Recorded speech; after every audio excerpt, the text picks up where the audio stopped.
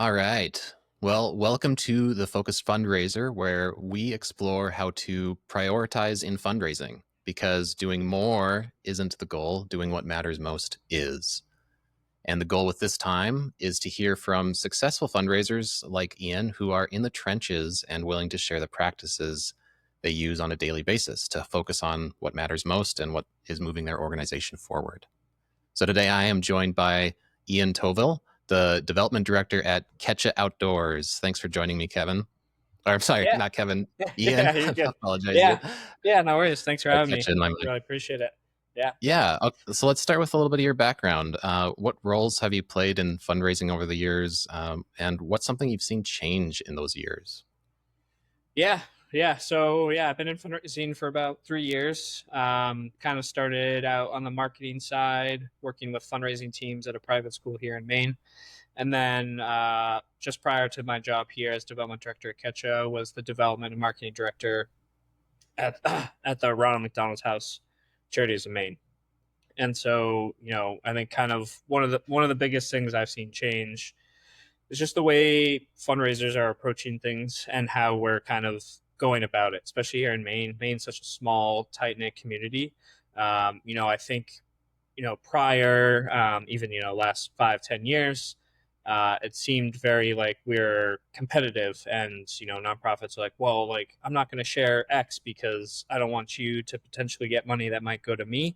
And I think Sure. over the last few years, since I've been in fundraising for sure, I've seen more collaboration, which I think is huge. I think for us, it's, again, Maine is small. There's only a few larger businesses. And so it's one of those things where it's those businesses are going to give to who they give. And it doesn't matter if 10 nonprofits apply or 50, they have their priorities. And so why don't we kind of figure out ways to collaborate, especially if we have similar missions, go in similar populations and try to do things more together. And I think in Maine we're seeing a lot more of that, which has been really fun and good to see. Yeah, that's super positive. Is there a example that comes to mind when you think of collaboration and how you've approached it yourself? Yeah. So currently working with another nonprofit in Maine, Center for Grieving Children. Since we both kind of deal with youth, we're looking at different ways to kind of work together. Obviously, we're a summer camp, so we're sharing resources here at the camp. That's open to families. We don't know if what families are going through, and so just being able to give those resources and have another nonprofit kind of be like, here's some like trainings or resources that you can use, and we can share that with those families. That's been great. And then we're kind of in the works of part of Ketcha is a community bike shop, and they donate bikes. And so we have kids' bike parties. And so probably 2026, we're going to collaborate with them to do a big kids bike party, give away bikes to kids who need it, and really just have kind of that collaboration event to get both our names out there, but also to hit both the populations that we're both kind of going after. Yeah, that's a big piece is sharing from a for-profit sector standpoint, sharing audience, right? Is Yeah. you're getting into each other's audiences and seeing the crossover in what one donor might have interest or passionate about supporting from another organization that they haven't heard about. Um, One thing that I looked at is you shifted from the for-profit sector into nonprofit development a while back. How do you feel like you navigated that transition? What was that transition like? And I'd be curious to hear how moving from for profit into nonprofit has shaped your approach in fundraising. Yeah, yeah. I think like a lot of people, like it took me a while to figure out kind of what I like to do, what I wanted to do with my life. And so yeah, I did a lot of stuff in the for-profit world and sales, marketing, all that kind of different aspects. And I've been on board, so always kind of had that connection to nonprofit. But I think one of the misconceptions, especially growing up, was you can't make money in nonprofit. So there was always that like hurdle to be like, all right, like I want to make sure I'm making enough money to live my life, blah blah blah. I don't know if nonprofit's going to be the right fit. But then I kind of had my like first role at a private school, which was a nonprofit, and kind of realized that like it's it's a lot of fun. You get to do a lot of different things. It's stressful on the fact that like you do wear a lot of hats in any nonprofit. Even I'm the development director. I've been camp counselor for a day or two. I've done cleaning up, whatever it might be. So you do wear a lot of hats, because obviously we have small budgets and small teams. But I think one of like the best parts of working a nonprofit is kind of that you're making a difference, one way or the other. And I think for me that was kind of the big thing missing when I was working in a big corporate role, or working for the for profit is, if you're working for profit, you're really trying to make other people money. Where if you're working in a nonprofit, you're really working with the people you're trying to like help. And here that's making sure kids get outside and be part of nature and understand the impact of climate change and all what that could be. So that kind of was a big switch. I think kind of what I've been able to bring over from the corporate world to the nonprofit world is just I understand both, and I can understand what for-profit corporations are looking for, and kind of like what drives them to donate, what kind of things do they look for, what kind of impact are they looking for. And then I think the biggest thing when it comes to what I brought over too is just the connections, right? In nonprofit, when you're trying to raise money, it's a lot of who and who you can get involved. And I think coming from big corporations or bigger for-profit companies in Maine, I've been able to carry those connections, and they help me find other people that could get involved. So I think that was one of like the biggest things that I've been able to kind of learn and bring over. Hmm. Yeah, and that's huge. And I would imagine that as you moved into the fundraising and the nonprofit side of things, there were either ways that that organization was already doing it that you disagreed with, or Right. you moved into this new role and you thought you needed to do something this way, and then you realized maybe later it wasn't worth the energy, or it wasn't providing your org value or your donors value. Do you have something in mind that you could share that you feel like you thought was important, or it used to be important and no longer is?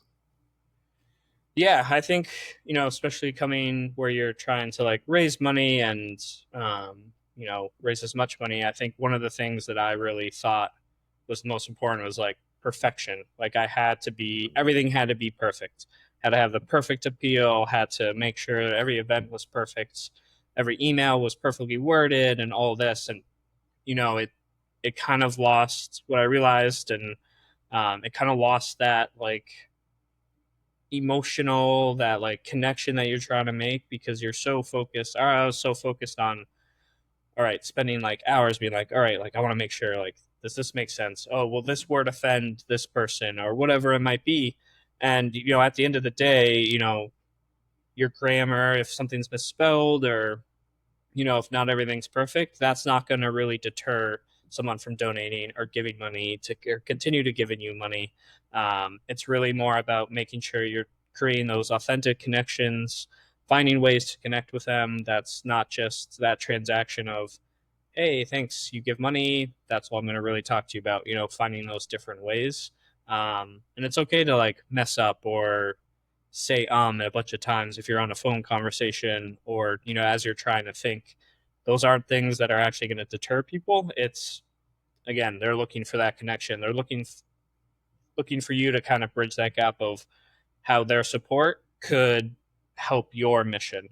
And so Hmm. however you can do that, in the most authentic way, I think is the best, and not spending all that time trying to be perfect and trying to understand, like be the like ideal nonprofit, because I don't think that exists. So Yeah, something that we say often at Donor Doc is don't let perfect be the enemy of good, and yeah, it's all about especially on the perfectionists. In For those of us who are perfectionists, it's so easy to, especially when it's something you haven't done in the past, and so you don't have the experience or the know-how to uh, prioritize and focus in on getting everything right and figuring out everything that is incorrect, rather than just shipping it and seeing how it works and adjusting it from there, and realizing that I think a big realization for many people that need to happen is you oftentimes don't have just one shot or one take to make Right. it happen, right? Like Right.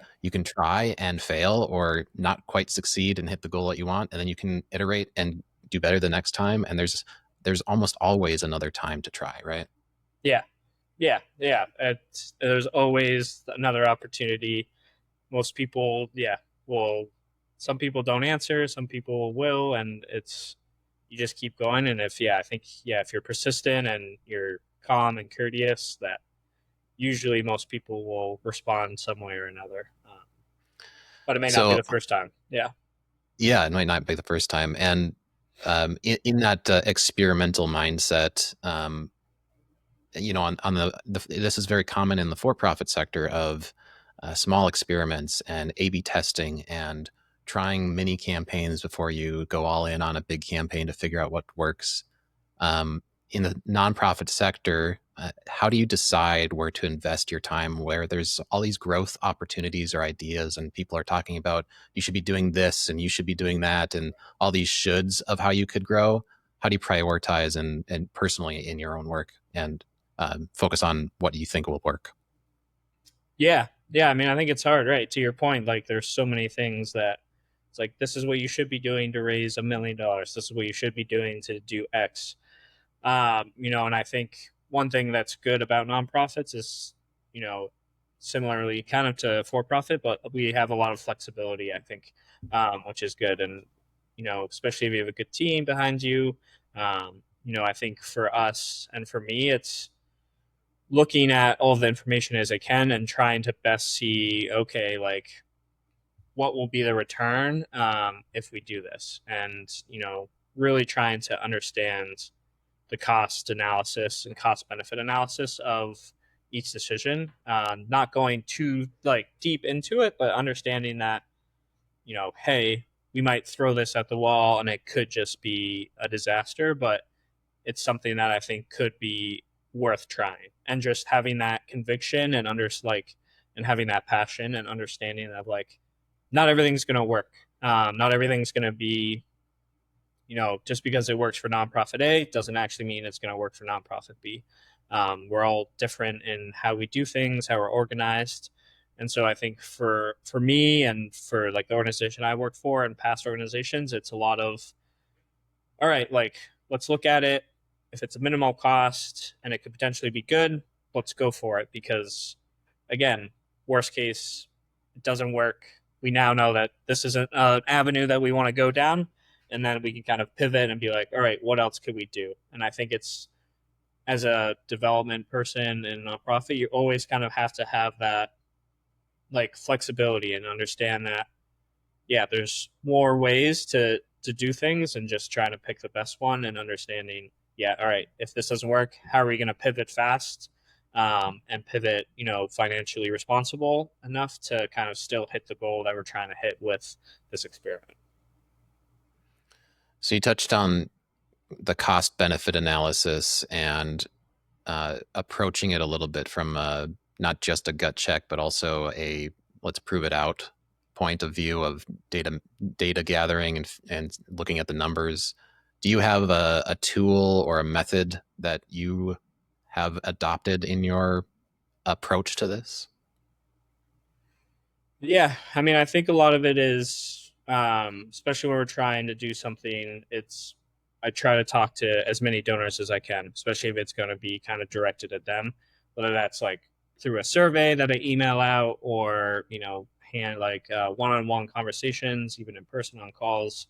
I really try to use, especially the donors that are very have given at a consistent rate to us or have given a certain amount of money or have given for the last 10 years so they have like a clear tie to our mission. So I'm always trying to pick their brain and understand, hey, why do you give to us, and understanding that, and then also being like, all right, we're trying to get more people like you, we're going to try to do this strategy, like would that work, how does that seem to you? And then also I'm like a big component of like asking for help. So again, Maine's a tight knit community, and so asking other development professionals, hey, have you tried this? And so, how did it work? What steps did you do? Really trying to just expand the reach and not just kind of keep it siloed within our organization and thinking that like, oh, we might be able to do this better than anyone else. Really trying to, again, take polls and understand, who else has done it and what that looked like, and if they would recommend doing it. That's a super good advice, and it's one that we can always feel like we're on an island when we're Yeah. building something, right? Because we want it to be our own, but to lean on those that have come before us or those that have tried something else, I think that's huge, and that builds community. I'm sure that's what you're referring to too when you're talking about collaboration and community building. It's being a little bit more transparent and open with what you have and haven't tried, and getting advice and all of that. Yeah. Yeah. I think we're all better as nonprofits in a community if we're, yeah, lifting each other up. And Yeah, again, I don't have the secret sauce to anything. And so it's, always happy to share what we're doing, and maybe it'll work better for you. And then I can pick your brain again and say, oh, how did you make that work better than I did? And, kind yeah. of just use that back and forth. So fundraising can feel like a marathon. Uh, it's continuous effort, ongoing. There's no really finish line, and there's a large helping of mental endurance that that's required. On that, how do you avoid personally burnout or loss of empathy in your own work and your own life with it? Yeah, yeah. I mean, like what the stats like most development directors last like 18 months or something. So, definitely trying to stay longer at jobs for me for sure. I think I'm lucky where I'm currently at is my 5-year-old gets to come to camp for all 10 weeks, and so especially in the summer, what I do, I really make sure I take breaks throughout the day, go out, obviously see what he's doing, but then also seeing what the other kids are doing, interact with them, play a game of kickball. And that just helps to kind of rejuvenate and like make me be like, all right, like what I'm doing is like way bigger than me. It's, raising money to help make sure that these kids can continue to come to camp, that they can enjoy again the outdoors, be outside. Maine's the best place to be in the summer. So, having that aspect and being able to just physically see what, the money that I bring in does is super like good and kind of just keeps me grounded, and this is why you're here. This is why you're doing it. Another like kind of more personal, I'm like a big runner. My happy place is really running. And yeah, I kind of stole that from the Happy Gilmore, which just watched the new one. Um, but it's really for me, running is just a place where I'm able to like zone out, decompress, kind of just not really think. And kind of through that process too, I found a lot of the best ideas I've had for work have just come while I'm on runs, just little epiphany moments or, oh, why don't we do it this way? Because I'm not like focused on it and it kind of taking that step away, but just kind of being in the moment, and get really just again kind of zoning out and being in nature and doing something I love kind of just helps me like realize like this is what I'm doing is great work, but it's also not the end all be all. Like I have a family that relies on me and love to spend time with them, and just making sure I always remind myself to take that time away. So that way, when I do am here in the office and trying to raise money, I'm giving 100% rather than 80% because I'm constantly thinking about it or constantly in it. Yeah, that's so good. So the two pieces of advice that I heard for those that might be feeling burnt out is one, get reconnected with the cause that you're fundraising for, so you're not separated from that. Spend some time in it and rekindle that passion. And then two, which is interesting because it's the opposite, separate yourself and get Yep. away into your own personal life for a bit. So those are the two. Those Yeah. are two good pieces of advice. Yeah. Yeah. The good yin and yang, I think. Like, yeah, Yeah, really yeah, put yourself in it, but then make sure you really take yourself out of it. yeah. Awesome. Ian, thanks so much for joining today, and Yeah. for giving Thank your you. advice to fellow fundraisers. Yeah. I appreciate it. Yeah. Thank you. And yeah, thanks for what you're doing. This is great. Awesome. Yeah. Appreciate I love doing it. And for those listening, I hope this conversation gave you a nudge to simplify, to focus, and to lean into the ruthless elimination of more. Yeah. So we are live every Tuesday at 11 Central. And if you'd like to be on the show, please reach out to me on LinkedIn. We'll get you in and you can share your advice to fellow fundraisers as well. So we'll see you next week.